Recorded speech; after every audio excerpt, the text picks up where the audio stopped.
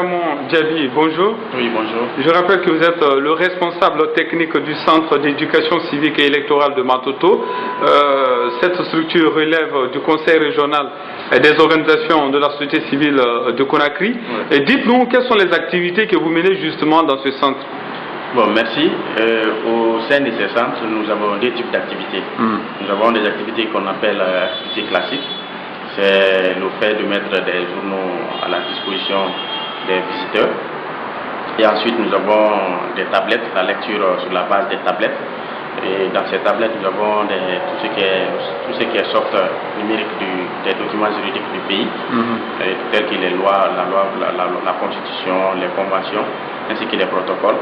Et également, nous avons des Wi-Fi dont la connexion est gratuite pour les visiteurs.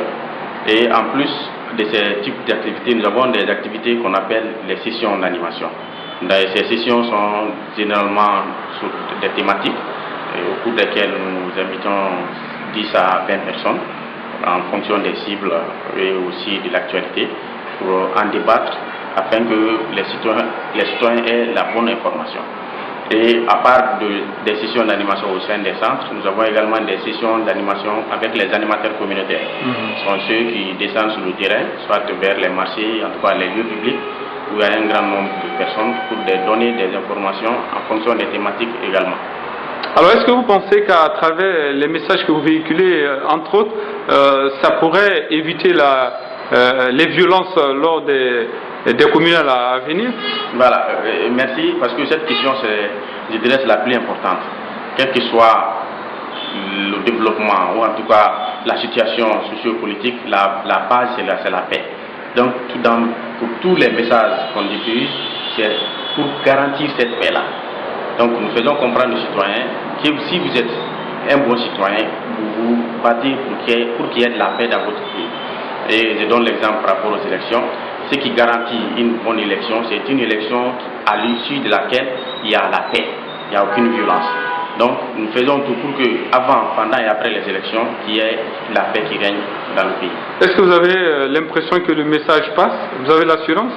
Oui, nous avons l'assurance parce que, comme je l'ai toujours dit, avant nos sessions, avant nos rencontres, nous effectuons des tests, des pré-tests, pré-sessions, pour que, après la session également, nous évaluons le niveau de compréhension des citoyens pour voir est-ce qu'ils ont pu assimiler quelque chose, est-ce qu'ils pourront transmettre les informations qu'ils ont reçues.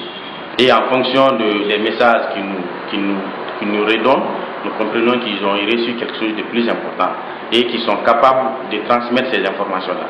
Parce que nous ne pouvons pas inviter tout le monde dans les centres.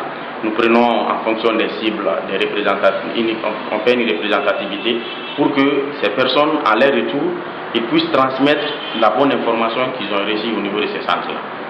Alors, dernière question, c'est de savoir est-ce que les activités que vous menez vous ont permis de comprendre que les populations, notamment de Matoto, sont assez mûres pour éviter des violences lors des communales, en tout cas des élections à venir?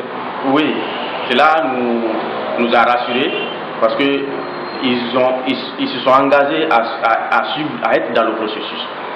Pour garantir une non-violence après une élection, il faut que les citoyens soient impliqués dans le processus. Normalement, quand vous demandez à un citoyen au jour d'aujourd'hui, il doit être capable de vous dire nous sommes à tel niveau du processus électoral. De telle sorte qu'après un vote, quel que soit le résultat, il sera dans l'esprit de la loi. Parce que tout ce que nous donnons comme information, la référence est la loi. Et en respectant la loi, nous sommes rassurés que pour une paix dans le pays, après ces élections-là. Monsieur Karamo Diaby, merci d'avoir répondu à nos questions. Voilà, je vous remercie et je remercie les partenaires.